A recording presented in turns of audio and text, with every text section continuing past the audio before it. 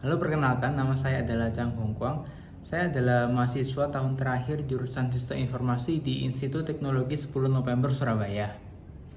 Di sela-sela kesibukan saya memiliki hobi seperti menonton film, pergi ke gym bersama teman-teman, serta melakukan olahraga lain seperti berlari. Selain mengikuti perkuliahan, saya juga aktif dalam kegiatan lain seperti menjadi asisten dosen dan praktikum. Sebagai contohnya, pada semester lalu, saya menjadi asisten dosen di mata kuliah algoritma dan struktur data.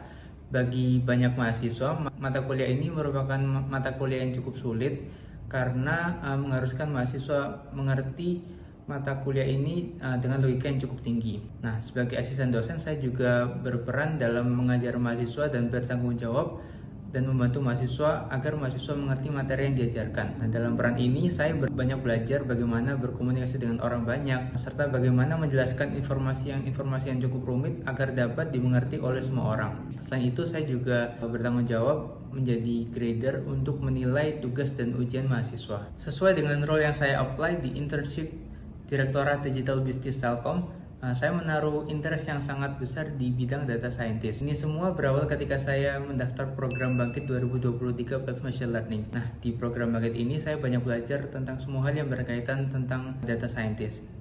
Mulai dari data pre-processing, data analis, pembuatan model machine learning, deployment model, serta matematika di balik machine learning itu sendiri. Dan juga di project ini saya dituntut untuk membuat project akhir yang berkaitan tentang machine learning. Saya dan tim membuat klasifikasi teks, dan di sini saya berperan mulai dari pre-processing data, pembuatan model, serta akhirnya pembuatan API agar bisa di-deploy ke aplikasi Android. Nah, setelah lulus dari program Bangkit ini, saya lalu juga lulus tes sertifikasi TensorFlow Certified Developer. Dengan lulusnya saya di sertifikasi ini menunjukkan bahwa kemampuan saya yang cukup mumpuni dalam pembuatan model, terutama menggunakan TensorFlow. Project lain yang saya kerjakan yang berhubungan dengan data scientist yaitu ketika saya mengerjakan project tugas akhir di virtual internship yang diadakan oleh IDX Partners. Nah, di project akhir ini saya dituntut untuk membuat model machine learning untuk memprediksi risiko gagal bayar kredit nasabah. Selain itu, saya juga mempelajari bagaimana cara menghandle data yang imbalance seperti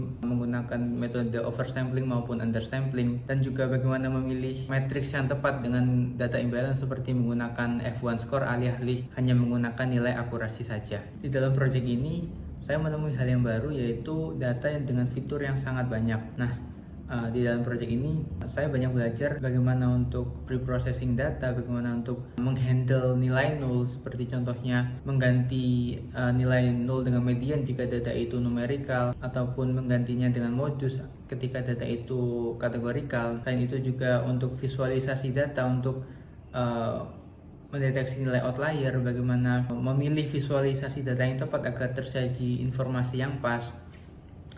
Selain itu, saya juga belajar bagaimana menganalisis data dan memahami data, feature selection, feature engineering, bagaimana memilih fitur yang tepat untuk model machine learning, normalisasi data agar data dapat dipahami ditrain oleh model machine learning dengan baik, ataupun memilih fitur yang cocok untuk model, dan sebagaimana fitur itu berpengaruh terhadap prediksi model. Lewat proyek ini saya juga memahami bahwa terkadang pengolahan data dan menganalisis data itu membutuhkan waktu yang jauh lebih banyak daripada pembuatan model machine learningnya itu sendiri. Selain itu, proyek lain yang saya kerjakan yang relevan di bidang data scientist yaitu saat ini saya mengerjakan tugas akhir saya di bidang NLP. Nah, saya mengembangkan model machine learning yang dapat mengekstrak suatu teks menjadi 4 komponen. Seperti contohnya dalam kalimat ayamnya enak tetapi waitersnya kurang ramah, maka dapat diekstrak